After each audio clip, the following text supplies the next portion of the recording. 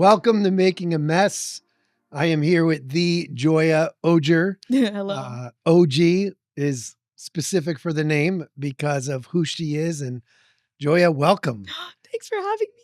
Congratulations. You graduated college. Thank you. What does it feel like? Weird, awesome, amazing, and sad. Bittersweet. That was Yeah. my word for the year Yeah. because it's exciting. Like, what an accomplishment. It's hard. It's a hard life. And I even had like a simple major. It was film, but like, wow, it was difficult. But you were like a radio professional there too, weren't you? What else did you Yes. do? The Radio Girls. That was Maine. I was in a sorority all 4 years. I served on our sorority executive board, which was really hard and a challenge of mine. What else did I do? I had a few campus jobs and started The an smoothie ENC. place. Yes. Yeah. And then I served as like a waitress last semester Okay. because I had like no hours left. So I filled my time up. And you are leaving tomorrow Yes. to do what? I'm going backpacking in Asia for 2 months. Are you nervous? Not really. Are you staying in like nice hotels? No, we're staying in hostels. So they're like $20 a night, but you're sharing a room with 8 other people, and you gotta bring your shower shoes. PT was like, "You're only bringing 2 pairs of pants." So And I'm bringing 2 suitcases to the Philippines for 2 weeks next week. You're traveling with a backpack for 2 months. Uh-huh. I'm bringing a suitcase full of food and a suitcase full of clothes and Yeah. shoes. Yeah. You're going with your partner in crime, Katie. Katie, my Yeah. bestie. And then we're vlogging the whole thing too, so stay tuned You excited? to watch. I'm so excited. That's awesome. And then when you get back, Mhm. you are going to officially become a campus missionary on this team. Yes. What does that mean to you? Like what? Tell me about answering that call. I just want to we'll go back to the beginning, but Mhm.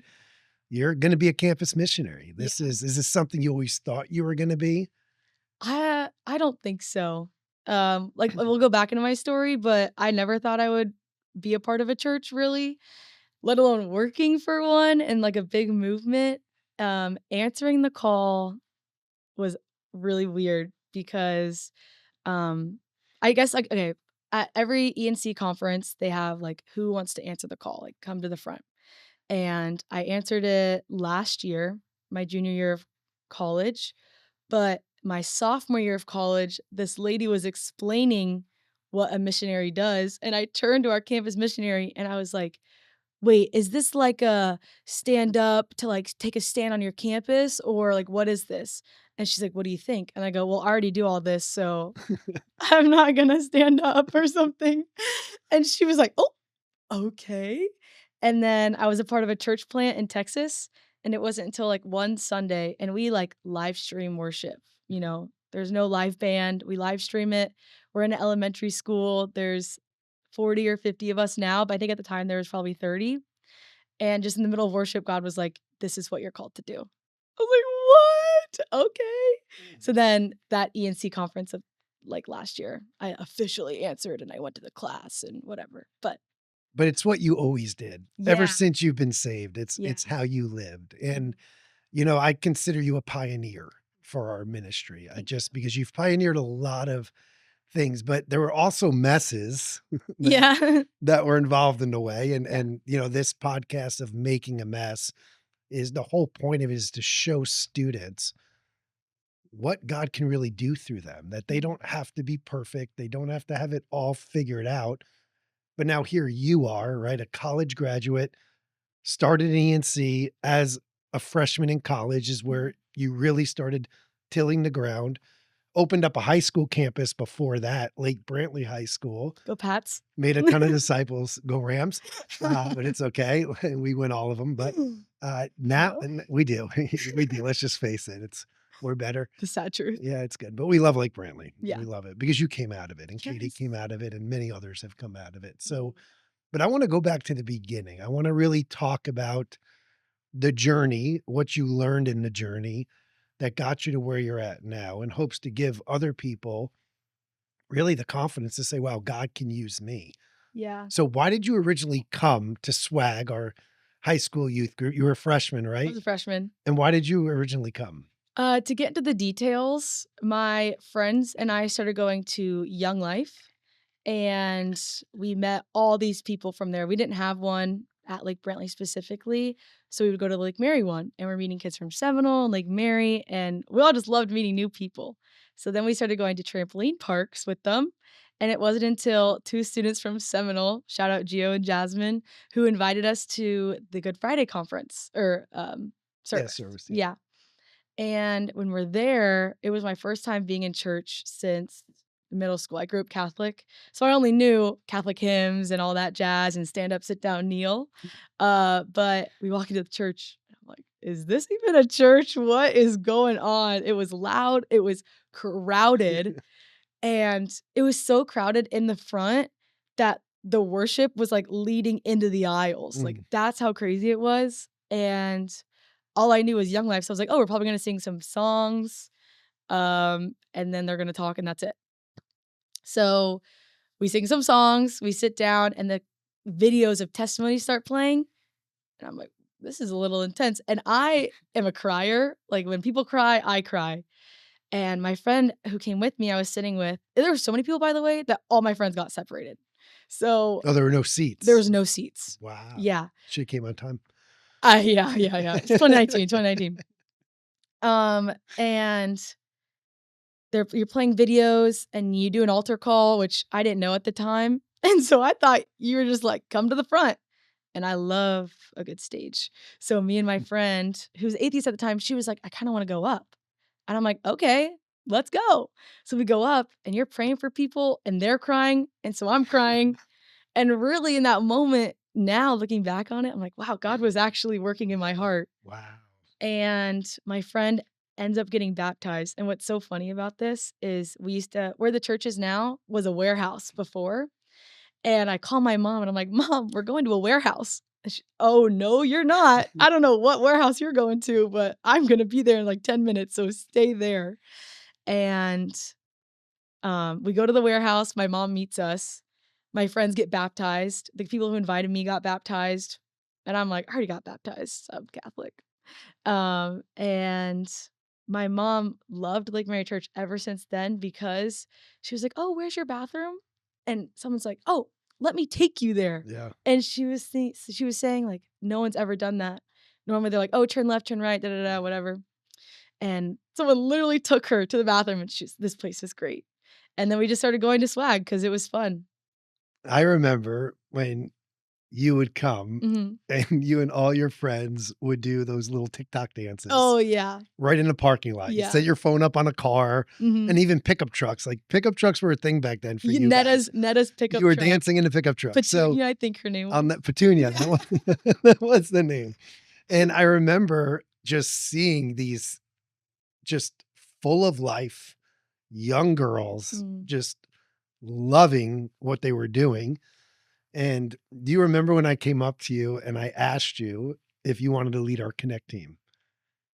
I honestly I remember you coming up to play foosball, and then I remember going to, like, a Connect team meeting, but I don't remember the between. Really? Yeah. So when you started coming to those meetings Mhm. and then you would come and then start waving Mhm. to everybody when they would come in, Yeah. the reason why I saw that in you was I just saw a group of students that loved life. Mhm. And I thought to myself, and your name was Joya, so joy.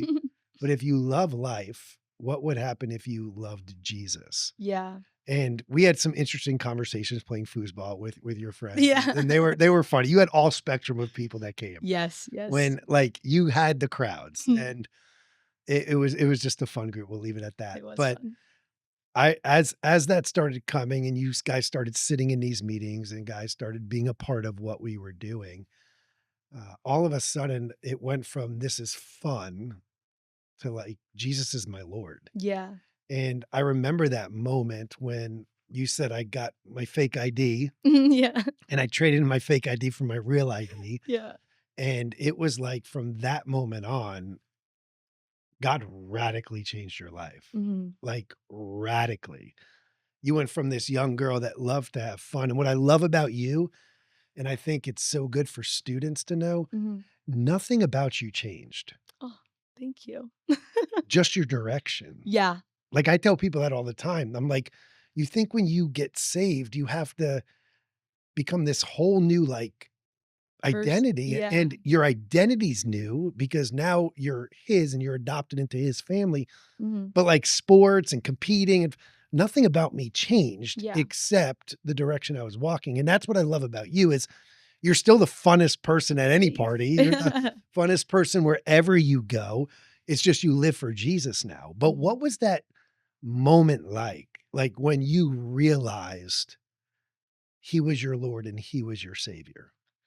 We talked about this in our one-to-one video, but I got invited to an ENC conference, special invite, wasn't allowed to be there, and you invited Katie and I, but Katie couldn't go, and I was so nervous.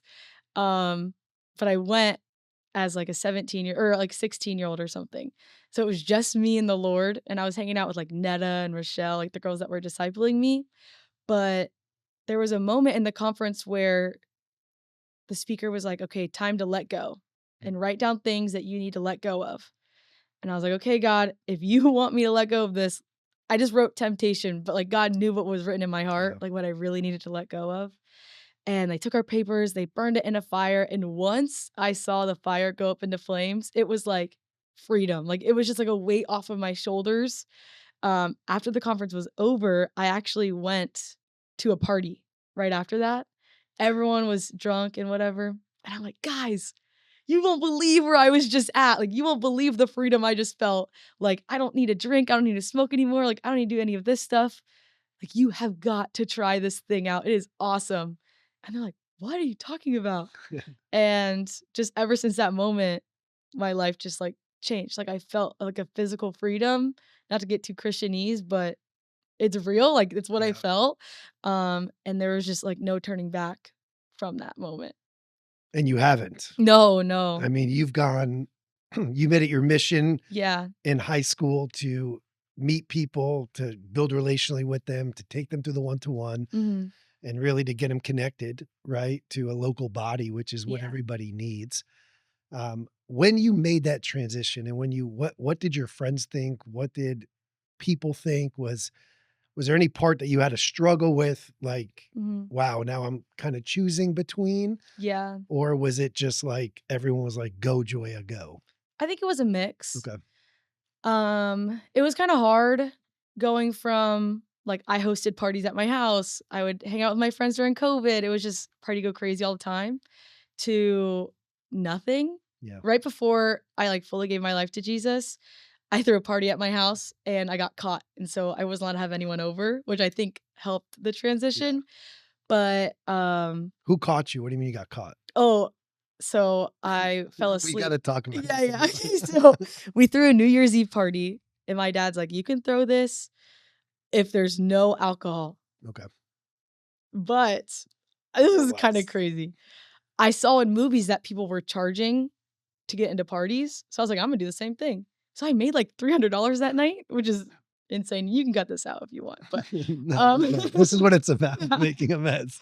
So I This think was before you were saved, so yeah, it's yeah. okay. We have, like, an upstairs, and it's kind of like a loft, I guess, there's a few rooms.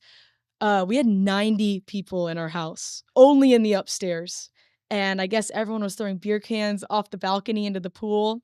So my dad saw the beer cans in the morning, and the way he told us was so savage. He, like, took one and just placed it on the staircase for us to see it when we wake up, and I was asleep before the party even ended, like, there's randoms in my house and I'm asleep.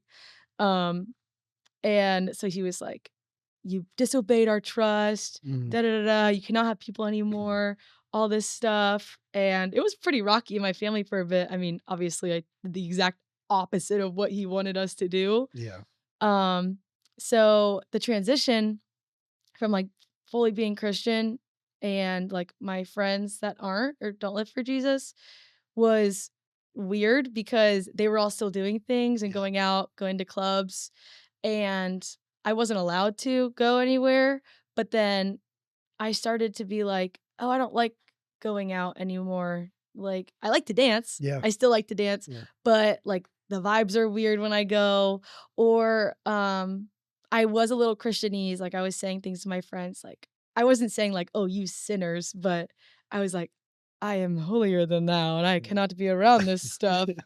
Um, But God was changing your heart. yeah, I yeah. mean, really what was going on was there was a change. Mhm. All right, that party, we're not cutting that. This is Okay. great information Yeah. because it helps me ask the question, how so were you coming to Swag before that party? Yes. Okay, for how long? Oh, 2 years? Did you accept Jesus before that party? Yes. Okay. Yeah. Were you helping with the Connect team? Yes. Okay. Mhm. So 2 years, you were doing all that, Mhm. still, Leading life groups. yeah, We still had like a 15-person life so group. making a mess, right? Oh, yeah.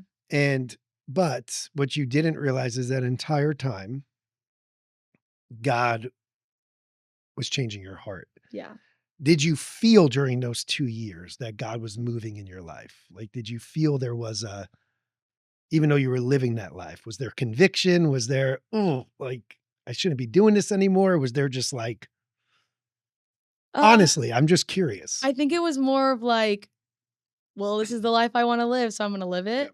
And then once I don't wanna say I hit rock bottom, but I guess there was nothing worse than Yeah. that. I was like, "Oh, wow, like, I'm living in my own way, and it's not going too well. Mhm. So, let me just try something else so that maybe my life will get better." Yeah. Like, my sister and I weren't getting along because when I was not sober, I was mean. My parents and I didn't have any trust anymore. I love my friends, but we started arguing, like, broken people were all hurt. So there was like, I don't want to say shallow friendships, but it just kind of felt like that. Um, so all these things were happening in my life, in my own path, and nothing good was happening. Yeah. Like maybe I had fun times, good memories, but then I was still broken, or I looked in the mirror, I didn't love myself. Um, I would have anxiety from what I did the night before. So it was just always like cut short. Yeah. I mean, like, alcohol and all that is depressants. Yeah. So when you're not in a great mood, all it does is accelerate that. Yeah. So that moment comes, party's over, Jesus becomes your Lord, Yeah. you say yes, you never look back. What would you say to the Joya Mhm. that is sitting right there right now? Life group leader, taking people through the one-to-one, but really has this life on the side Mhm. that they're weighing between, I really want this, but I really want this. What would your advice be to Joya that is right in that wrestling stage from what you've learned now Mm. being a college graduate?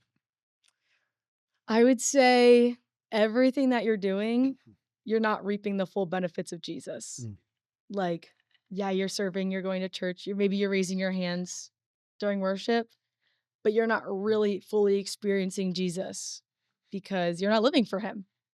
And I used to always want to have like a high school experience, and I'd be like, that's not worth it. yeah. Like, it's just not.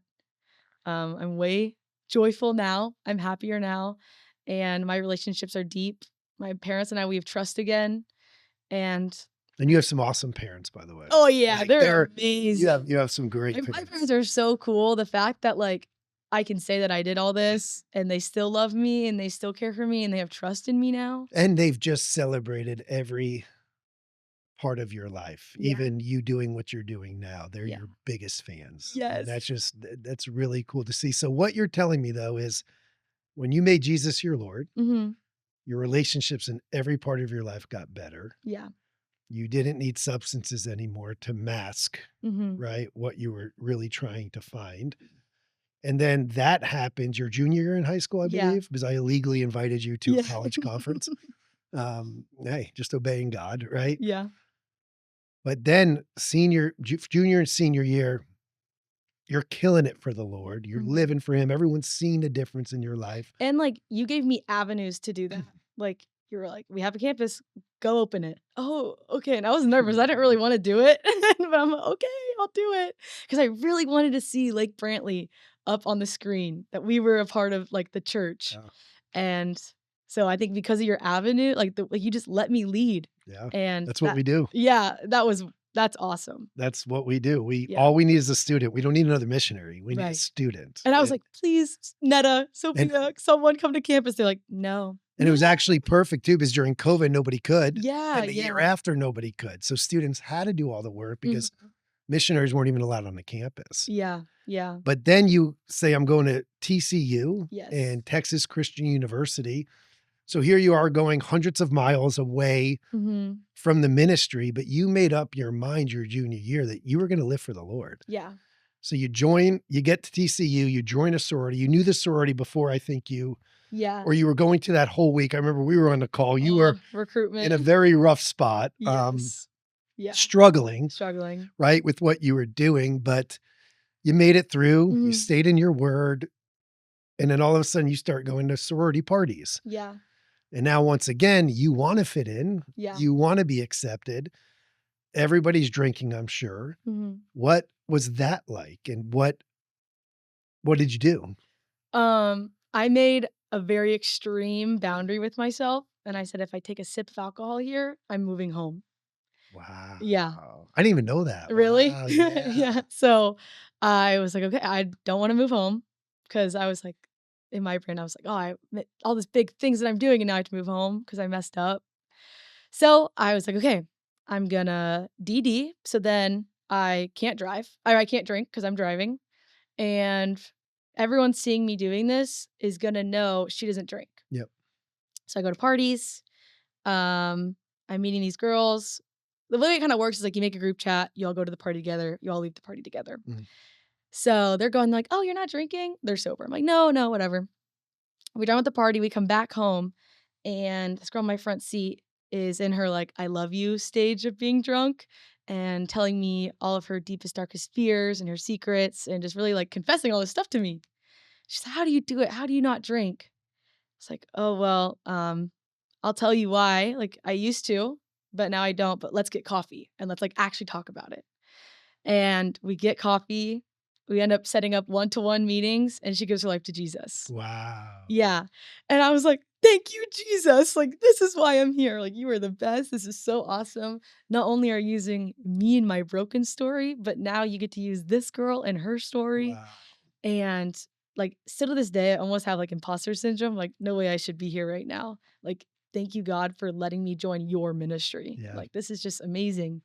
Um, but yeah, I think just from that moment, everyone knew I don't drink, and because of that, people were like, "You lead Bible studies." I'd post on TikTok about Jesus in the Bible, and then, my good friend Sydney, because of that TikTok, she texted me and took her through the one-to-one. She rededicated her life to Jesus, and now she's probably discipled 5 or 6 people now, Wow. going to grad school. Like, her life has just totally changed for Jesus. Wow. Yeah. And you had many, I remember we would talk because even though you were hundreds of miles away, we still got on the phone often Yeah.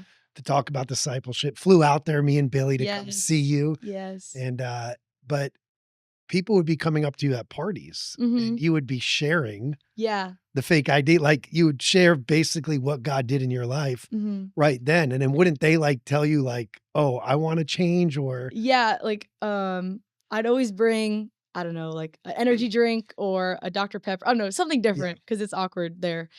And they're like, "Oh, you're not drinking?" I'm like, "No, I never do." They're like, "Wait, what?" I'm like, "Yeah, I never do." And I'm like, "But I used to." And they're like, "I could never do that." I'm like, "Why?" And then we'll just start a conversation. Wow. And then sometimes they'll get awkward, so they'll walk away. But, um, it's all handled with grace. Like, I don't make them feel bad for drinking because Yeah. whatever, I did the same thing, so who am I to say Yeah, that? for sure. But, I wanted to have a conversation starter, so I would start the conversation. Yeah. Yeah. That's amazing. And Yeah. who would have known the faith to start a ministry at Lake Brantley Mhm. would lead and add to the faith to start a ministry at TCU, Yeah. right? Like Yeah. you probably were way more confident because what God did in your life in high school. Mhm. And then you started a ministry in TCU, but you also knew what was required Yeah. to be someone that lived for the Lord. Mhm. I remember our first year we were talking, we're like, Joy, don't worry about starting an ENC yet. Get yourself situated, then get yourself ready. But you made non negotiables in your life Yeah. that the Lord blessed. and that he did. That one sip of alcohol, that's powerful. Yeah. It's powerful. I needed it. I needed to have No, such a you big need we boundary. all do. Yeah. We all do. Yeah. The devil comes to steal, kill, and destroy. That's his mission. Mhm. And if he can just get just a little crack into our life, Yeah. it becomes a huge hole. So Mhm. now there's a ministry that's left and lived past you Yes. that's still at TCU and Praise God. growing. Yeah. So even though you're here and going to be a missionary here, Mhm. there's a name that will be talked about for many more years Yeah. at a school that you graduated. And in my opinion, that's what it's about, is Mhm. leaving behind a legacy for Jesus and what Jesus did. Yeah. And it's just awesome. It's awesome to see. Yeah. What was your greatest moment at TCU for the gospel? And what was your most embarrassing moment? Oh, geez. Oh, I guess my most celebrated Mhm. is I was really praying for, um, a guys' life group because all I had were women and the guys for Jesus too. Yeah. So we, Just need a guy. yeah, we Yeah. like who is it Yeah. gonna be? I mean, you'll get a lot of guys to join ENC being a girl, but normally that doesn't really work. Yeah, They yeah, don't come for the right reason. So right. But, so I was praying for a men's life group, and we at TCU, we have this thing called, Frogs First. On the Sunday, they have all the missionaries. They have, like, a little chapel service, and then at the everyone who goes, the missionaries can say, "Hey, we're ENC, we Mm. meet Tuesdays at this time, blah, blah, blah," or, "Oh, we're fill in the blank ministry, meet us here this time is what we believe." And so because of that, we met a few students, and they started coming to ENC, and now they're getting discipled, and then now they're, like, inviting their friends to come. Wow. So we were able to start a guys' life group with it, and Let's we're go. doing the one-to-one with them. We had a missionary family, I don't know how to describe it, but they were kinda doing a church plant in Italy. They were staying in Mosaic for a little bit, the church in Fort Worth, and he was coming to help lead too. So it was like, "Okay, now it's not just me," like, Yeah. I was started to, like, slowly leave. Yeah. "Oh, I have to go. Sorry, I have a test to study for." And then he would really connect with them, and these boys, like, their hearts were really for the like, they were like, I wanna reach my friends, like, how can I reach my friends?" And that was just really cool to see because when there's a need, you kinda have to go, but For sure. I don't like mixing boys and girls discipleship, that's just not it, but, like so, eventually, we had a boys' life group, which was really cool, and my most embarrassing moment? Oh gosh, I don't know, I kind of embarrassed myself a lot just talking, um, but maybe at the Frogs First. Oh, this wasn't embarrassing, this was just an awful day for me. So, the first year of ENC, I just finished sorority recruitment, so it was a week of, like, boot camp, basically. Then it's Sunday, our break day, and I'm leading the ministry talk. The night before, I give myself second-degree burns on my chest from a steamer. You know that story where you, like, steamed your clothes on Yeah. that kinda happened to me? Yeah. I've done it often. Oh my gosh. And so I was sick. I just finished boot camp, and I had this, like, thing on my chest from the burn, and I'm sharing this presentation, stuffy, and I'm like, "Yeah, we're gonna take people to lunch, so come join us."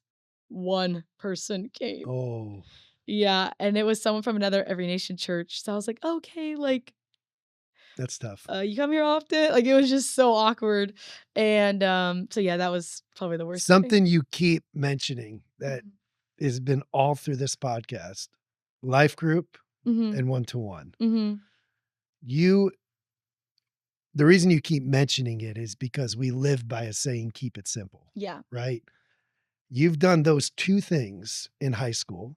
You did them in college. Mhm. There was the simple, let me just go out, share the gospel, use my 2-minute miracle, Mhm. take students through the one-to-one, and then reproduce that to a life group Yeah. when we get more students, and then keep doing it and train others to do it. Was that effective Super effective. in high school?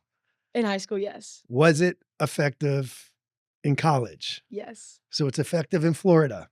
Yes. and it's effective in Texas. Yes. Do you think it would be effective anywhere? Everywhere. Because I have a story. Yes. I love to public speak, as you know. And so I spoke at our new member meeting, and there's like 90 girls. So I share my 2 minute miracle. I share what ENC is, and I have a QR code for them to scan. So, like, 5 girls scan or whatever.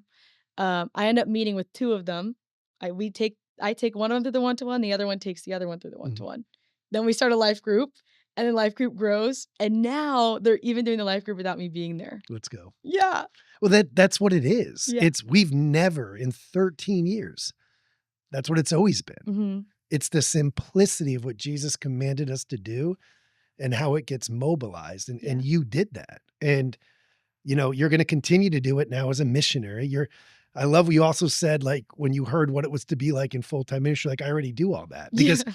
that's what we do with our students. When Mhm. it becomes time to be a full-time campus missionary, everything a student that is faithful to God to do is already doing what it takes. And our heart is to have hundreds of students doing what missionaries do every day on the campus so the gospel can go forward. Yeah. And when we confuse it and when we add more to it, it just becomes much more. You've taken a simple approach Mhm. and you just have been same old boring strokes over and over and over again. Yeah. And now there's fruit that will outlast you. Yeah, praise God. It's awesome. It's awesome. amazing. Mhm. And now you're going to travel the world. Yes. Are you nervous? No. No, because I got God on my side. And Where all are you going? we're starting in Hawaii and then Japan. So all Southeast Asia, basically, a lot of it. Japan, Korea, China, Thailand, Vietnam, the Philippines. We're going to visit the Every Nation Church in there. And then we're going to go to hopefully Turkey. And then we're ending in Greece. There's probably a few other. We're going to 11 countries, so I might have missed a few, but like Hong Kong, Taiwan, that too. For 2 months. For 2 months. I'll hit my 30th country there. And staying in hostels. Hostels. Yeah. And you're bringing a backpack Mhm. Yeah, for the trip. for the trip. It's Pack amazing. light, freeze at night, so my dad says. All right. As you go, right, for 2 months, like we were talking earlier, then you get back Yeah. and then career starts. Yes. You go from college graduate to now career as a full-time campus missionary. Mhm. You excited about that? I'm so excited. That was so hard about graduating college is it was sad to leave, but I'm so excited for my life. So it's not that sad, but it is sad. But I'm really excited for the next 6 months of my life And and more. it's amazing that you get to do everything Mhm. that you've always done and now make it your career. Right. Now I don't have to do homework. I Well- can just do one-to-ones. Joya, you are a blessing. Oh, thank you. You really are. Like I told you, you are a pioneer. You have pioneered a lot in our student ministry. What people don't know about you, you fly back for everything we do, whether it's serving at the youth summit as a Mhm. lifeguard, sitting in a lifeguard booth for 3 days to watch high school students. You'll do that to serve. You'll fly back. You'll pay for your own plane ticket Yeah. and you'll come and serve for 3 days to serve the Lord. You fly back for almost everything we do. When you're in town, you're at church on Sundays, Mhm. you're at campus nights on Wednesdays. You've stepped out of comfort zones to go and start ministries in places on your own. Now, you had support with Every Nation Church that came Right. there, but you left here on your own, just trusting God. Mhm. You've lived above reproach. You've honored him in all the areas of your life. The day that he became real, the day that you said, here's my fake ID, I'm taking my new ID. You lived for him and you're just a beacon of light everywhere you go. Thank you. Thank you. So I'm thankful No, thank to have been able to play a part in seeing your growth. Mhm. And I'm thankful that you said yes to the call because I truly believe that we're going to see so many young ladies encounter Jesus because of your faithfulness to him. And I'm believing nations will be reached on this trip. Oh, that would be In 2 sick. months, gospel conversations will happen, Mhm. Zoom discipleship or FaceTime discipleship will start, Yeah. and that we will see even more nations opened because of your obedience to serve Christ and live for Christ. Oh, thank you so much. So thank you. Thank thank you, Pastor Tom, because you're just a go-getter, and having leadership like that really changes everything. And you're like, "Yes, go. Just do it. Nike, just do it." Well, I am thankful. We're going to be on this again. Yes. This is the beginning. We'll break other things down in the future, Mhm. but have fun on your trip. Thank you. We'll see you when you get back. Yes. Make sure you're at work on time. I will be. Just kidding. I'll be here on time is late, so I'll be here early. Awesome.